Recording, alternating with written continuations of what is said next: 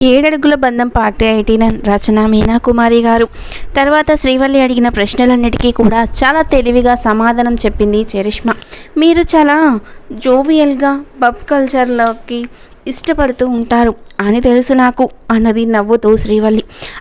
అది నిజమే కావచ్చు అన్నది చరిష్మా ఒక రకంగా నవ్వుతూ. మీరు మీ బావగారి తమ్ముడు రవివర్మ గారితో బాగా చనువుగా ఉండేవారని అందరూ చెప్పుకుంటున్నారు అంటూ నవ్వింది శ్రీవల్లి. చూడండి, మీ దగ్గర ఏదో ఫోటో పెట్టుకొని నన్ను బ్లాక్మెయిల్ చేయాలని అనవసరమైన ప్రశ్నలలోకి మీరు నన్ను లాక్కెళ్తున్నారు అని నేను అనుకుంటున్నాను. అడగవలసినదేదో సూటిగా అడగండి, కరెక్ట్గా చెప్తాను సమాధానం అన్నది కోపంగా చరిష్మా. పెళ్ళి కాకుండా బిడ్డను కనడం ధైర్యంతో కూడుకున్న పని. బిడ్డ కోసం మీరు చేసిన త్యాగం చాలా గొప్పగా ఉంది అంటూ పొగిడింది శ్రీవల్లి. బిడ్డ కోసం ఏం త్యాగం చేయలేదు, అవసరం చేయించడానికి కుదరలేదు. నిజానికి ఆ బిడ్డను ప్రేమగా పెంచింది మాత్రం మా అక్క. అబద్ధాలు మాత్రం నేను చెప్పలేను అన్నది చరిష్మా కోపంగా. అంటే బిడ్డపై మీకు మమకారం లేదా అన్నది శ్రీవల్లి. మీ ప్రశ్నలు చూస్తుంటే ఏదో బ్లాక్మెయిల్ చేయడానికి అడుగుతున్న ప్రశ్నలలా లేవు, లాయర్ ప్రశ్నలతో నాలోని నిజాన్ని రాబట్టడానికి ప్రయత్నిస్తున్నట్లుగా చేస్తున్నారు ప్రశ్నలు అంటూ నవ్వింది చరిష్మా. థ్యాంక్ యూ, ఒక రకంగా అలాగే అనుకోండి అన్నది శ్రీవల్లి. కరెక్ట్ ప్రశ్నలకు సమాధానాలు చెప్పాలన్నా గుండె ధైర్యం కావాలి, నిజం చెప్పాలంటే అది మాత్రం నిజం అన్నది శ్రీవల్లి. మీ లైఫ్లో ఎవరిని ప్రేమించలేదా, ఎవరితోనూ శరీరాన్ని పంచుకోలేదా ఇంతవరకు? మీరు స్వచ్ఛమైన కన్య అంటూ ప్రశ్నించింది చరిష్మా కాస్త కోపంగా. అవేమి ప్రశ్నలు అడగడం అంటూ కాస్త నవ్వుతూ శ్రీవల్లి కోపాన్ని కంట్రోల్ చేసుకొని మాట్లాడింది. అలాగే ఉంటుంది మరి, ఎవరికైనా లోపల కోపం దాచుకొని పైకి నవ్వితే నీ కళ్ళల్లో కోపం కనిపించట్లేదు అనుకుంటున్నారా అన్నది చరిష్మా. మీరు లా చదవాల్సింది, చాలా గొప్పగా అడ్వకేట్గా ఎదిగేవారు అంటూ నవ్వింది శ్రీవల్లి. జీవిత కష్టాలు ఎదుర్కోవడం వస్తే చాలు, ఒక లాయర్ ఒక లయర్ అన్నీ పక్క యాక్టర్స్ పుడతాయి ఆ కష్టాలకు వాళ్ళలోనే అంటూ నవ్వింది చరిష్మా. అంటే మీరు కష్టాలు పడుతున్నారా అంటూ నవ్వింది శ్రీవల్లి. అలా అని నేను చెప్పలేదు అన్నది చరిష్మా. సాంప్రదాయాలు ఆచారాల పట్ల మీ అభిప్రాయాలు ఎలా ఉంటాయి అంటున్న శ్రీవల్లి మాటలకు నవ్వింది చరిష్మా. మీరు ఏమైనా టీవీ యాంకరా? ఇవన్నీ టీవీలో ప్రచారం చేస్తారా ఏమిటి? ఒకప్పటి మోడల్ని అని అంటూ నవ్వింది చరిష్మా. ఒక రహస్యం చెప్పనా, నీతో మాట్లాడుతుంటే అలాగే మాట్లాడాలని అనిపిస్తుంది చరిష్మా. ఒకప్పటి నా ఫేవరెట్ మోడల్ మీరు, అందుకే అలా అనిపిస్తుంది ఇలాంటి ప్రశ్నలు వేస్తున్నాను అంటూ నవ్వేసింది శ్రీవల్లి. ఇక నేను బయలుదేరుతాను అన్నది చరిష్మా. అవునవును, పాప ఎదురు చూస్తూ ఉంది కదూ. ఎంతైనా బిడ్డ కల తల్లి బాధ నాకు తెలుసు, ఎందుకంటే నేను ఒక తల్లికి బిడ్డనే కదా అన్నది శ్రీవల్లి. మీరు అలా ఆలోచించాల్సిన అవసరం లేదు, నేను ముసల్దాన్ని కాదు అన్నది కోపంగా చరిష్మా.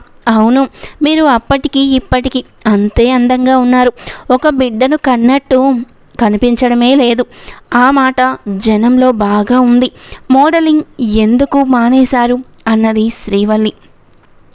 మోడలింగ్ రంగం పాల మీద పొంగు లాంటిది, అది ఎంతసేపు ఉంటుంది?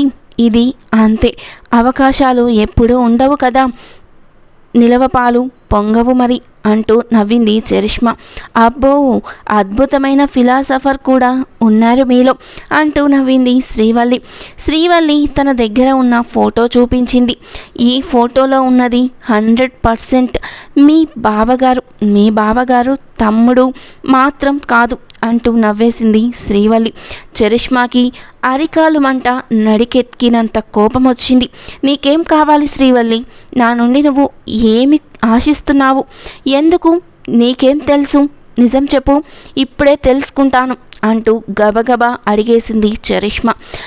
మీరు మీ బావగారి వలన లేక మరి వారి తమ్ముడి గారి వల్ల మోసపోయారు, కానీ బయట పెట్టడానికి బాధపడుతున్నారు అని శ్రీవల్లి చరిష్మాను రెచ్చగొట్టేలా మాట్లాడింది.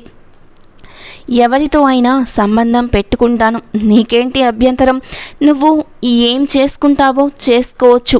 పబ్లిక్గా వీడు కాదు, వాడు ఎవరో కాదు, ఇంకొకడు, ఏదైనా కూడా, అది కూడా పత్రికలో వేసినా కూడా పెద్ద ఇబ్బంది పడను.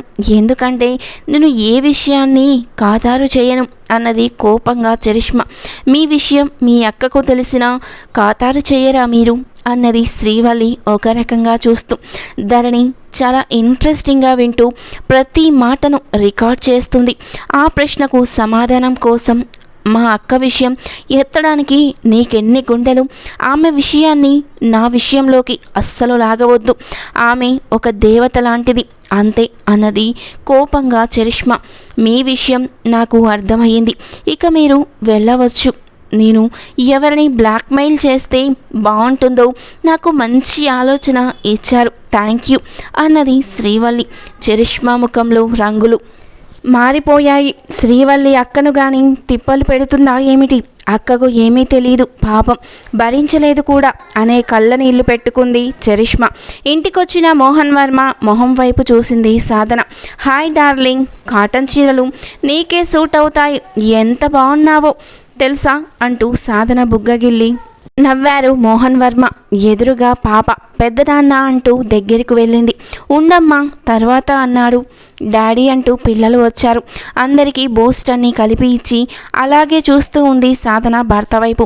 చరిష్మాతో పార్క్లో కలిసిన విషయం ఒక మాట చెబుతాడేమో అనుకుంటే మాట కూడా చెప్పకుండా చాలా చక్కగా మాట్లాడుతున్నాడు. చరిష్మా ఎవరినో కలవాలి అంటూ వెళ్ళింది, ఇంకా రాలేదు అన్నది సాధన. సాధన నాకు వేడిగా టీ కావాలి అని అడిగాడు మోహన్ వర్మ. తల నొప్పిగా ఉందా అన్నది సాధన కోపంగా. ఏంటి అలా చిరుబురులాడుతూ ఉన్నావు ఈరోజు అన్నాడు మోహన్ వర్మ.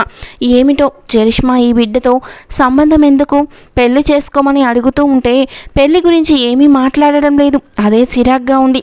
మీరైనా చెల్లితో మాట్లాడవచ్చు కదా అన్నది సాధన. అవి ఎవరి విషయాలు వాళ్ళు చూసుకుంటారు, మనకెందుకు అన్నాడు మోహన్ వర్మ. మనకెందుకు అని ఎలా అనుకుంటాము, మన ఇంట్లో ఉన్న అమ్మాయి బాధ్యత చూడవలసిన ధర్మం ఉంది కదా అన్నది సాధన. అవన్నీ నువ్వు చూసుకో, నేను చెప్తే బాగోదు అంటూ టీ ఇవి నాకు పని ఉంది అంటూ పిలుస్తున్నాడు మోహన్ వర్మ. ఏమో చరిష్మా విషయాన్ని అత్తయ్య గారికి చెప్పాలి అనుకుంటున్నాను నేను అన్నది సాధన టీ కప్పు అందిస్తూ మోహన్ వర్మతో. ఒక్కసారిగా మోహన్ వర్మ ముఖంలో బాంబు పేలినంత భయం కనిపించింది. ఎందుకలా? ఈ విషయంలో అమ్మ సలహా ఎందుకు? నేను అనురాధ కూడా తల్లి లేని పిల్లలము, ఆమె జోలికి మేము వెళ్ళాం అంటూ కంగారుగా చెబుతున్నాడు మోహన్ వర్మ. చిన్నవాళ్లకు సమస్యలు అర్థం కానప్పుడు పెద్దవాళ్ల తెలివితో ఆ సమస్యను పరిష్కరించుకోవడం ధర్మం కదా అన్నది సాధన. ఇప్పటికే రవివర్మ మీద లేనిపోని మాటలు ఉన్నాయి కదా, మళ్ళీ ఎందుకు వాళ్ళతో లేనిపోని తంట అన్నాడు కోపంగా మోహన్ వర్మ. ఏమో నాకు రవివర్మలో తప్పు కనిపించడం లేదు అన్నది సాధన. అలా ఎలా చెప్పగలవు అన్నాడు మోహన్ వర్మ. అతని కళ్ళల్లో ఏ భయం బెదురు ఏమీ లేవు. తప్పు చేసిన దాఖలాలు అస్సలు కనిపించలేదు నాకు ఎప్పుడు. అలా ఎవరికైనా తప్పు ఉందని తెలిస్తే ఎవరైనా వదిలేది లేదు నేను అంటున్న సాధన వైపు అలాగే చూస్తూ ఉండిపోయాడు మోహన్ వర్మ. గూడెం నివాసంలో కృష్ణవర్మ చాలా బిజీగా ఉన్నారు. ఎక్కడ ఉంటే అక్కడే వైద్యం చేస్తున్నారు పాపం. Under ground waste water canal project విషయంలో సీరియస్గా ఉన్నాడు. అనుకున్న దారిలో పావు భాగం వంతు పూర్తయిపోయింది. ఆ రోజు గూడెం వాళ్ళందరికీ వాటర్ ప్రాబ్లం వల్ల వారి బాడీలో వచ్చే ఇన్ఫెక్షన్కి రకరకాల రుగ్మతల కోసం కృష్ణవర్మ స్వయంగా ఖర్చు పెట్టి పెద్ద పెద్ద డాక్టర్స్ అందరితో తను కలిసి పరిశోధనాత్మకంగా కనిపెట్టిన వ్యాక్సిన్స్ వచ్చాయి. హడావిడిగా ఉన్నారు కృష్ణవర్మ. ఇద్దరు హౌస్ సర్జన్ డాక్టర్స్ కూడా వచ్చారు. వారు కృష్ణవర్మకు జూనియర్స్. ఒకరు నీలిమ, మరొకరు యశ్వంత్. వారిద్దరూ చాలా హుషారుగా అందరికీ వ్యాక్సిన్స్ వేస్తున్నారు. మొదట వ్యాక్సిన్ కొద్ది మోతాదులో కృష్ణవర్మ వేసి కాసేపు వారిని పరిశోధిస్తున్నారు. అరగంట తర్వాత పూర్తి వ్యాక్సిన్ నీలిమ, యశ్వంత్ వేస్తున్నారు. నీలిమ పూర్తి కవరేజ్లో ఉంది. దూరం ప్రాంతానికి రావాలి అని భయంతో ఆమె జాగ్రత్తలో ఆమె ఉంది. కొంచెం కళ్ళు పూర్తిగా తెరచి చెయ్యి ఇంజెక్షన్స్. ఇంత భయపడేదానివి ఎందుకు వచ్చావు అంటూ ఒక్కటే నవ్వు యశ్వంత్. ఏదో మా నానమ్మ కోరికట నేను డాక్టర్ చదవాలి అని ఎలాగో ఒకలా ముక్కు మూసుకొని తపస్సు చేసినట్లే పూర్తి చేశాను. కానీ ఇలా గూడెం ప్రజలకు చేయాలంటే నాకు చాలా అసహ్యంగా ఉంది. ఒక్కరు కూడా బాగోలేదు. ప్రతి ఒక్కరూ చూడు ఎలా ఉన్నారో, జుట్టు ఎన్నాళ్ళయిందో దువ్వుకొని ఒక్కొక్కళ్ళకి మర్రి చెట్టు వేళ్ళలాగా చుట్టుకుపోయాయి ఉన్నాయి వెంట్రుక వేళ్ళు. ఆ ముడులు ఏమిటి? ముఖానికి అన్ని రకాలు తగిలించుకోవడం ఎందుకు? ముక్కులకి 3 రకాలు తగిలించారు. ఒక్కరి చెవులు కూడా సరిగ్గా లేవు, వేలాడే పోయాయి. చెవులకు ఎందుకు తగిలించుకున్నారు? అలా చిన్న చిన్న వంట పాత్రలు. నవ్వారు అంటే ఆ పళ్ళు చూడలేక చచ్చిపోతున్నాం. అన్ని మాస్కులు వేసుకున్నావుగా, ఎందుకు ఇబ్బంది పడుతున్నావు అంటూ పక్కపక్క నవ్వుతున్నాడు యశ్వంత్. ముసలి వాళ్ళేమో ఒళ్ళంతా రకరకాల గుడ్డలతో కప్పుతో ఉన్నారు. వయస్సులో వాళ్ళేమో ఎక్కడ కనబడకూడదో అక్కడ చూపిస్తున్నారు అంటున్న నీలిమ మాటలకు పకపక నవ్వుతూ ఉన్నాడు యశ్వంత్. మీ అబ్బాయిలకు చాలా బాగుంటుంది. ఇంతవరకు ఏ హీరోయిన్స్ ఇంత బోల్డ్గా నటించలేదు కదా అంటూ చురచుర చూస్తున్న నీలిమ వైపు చూసి అర్థమైన యశ్వంత్ నవ్వుతున్నాడు. నీలిమ యశ్వంత్కి జూనియర్. యశ్వంత్ హౌస్ సర్జన్ పూర్తయింది. నీలిమ హౌస్ సర్జన్లో ఉంది. యశ్వంత్ అంటే నీలిమకు చాలా ఇష్టం.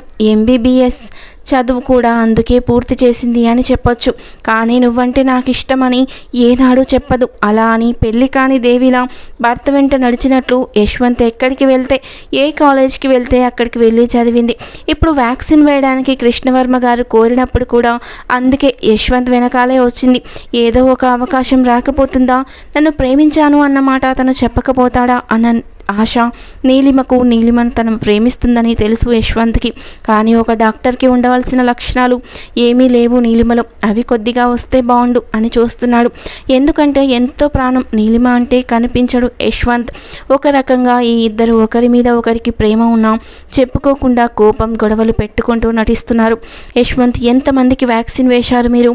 ఒకసారి రండి అంటూ కృష్ణవర్మ పిలవడంతో ఫోన్ చేసి వెంటనే వెళ్ళాడు యశ్వంత్. వ్యాక్సిన్ వేస్తూ ఉంది ఒక ముసలాయనకు నీలిమ.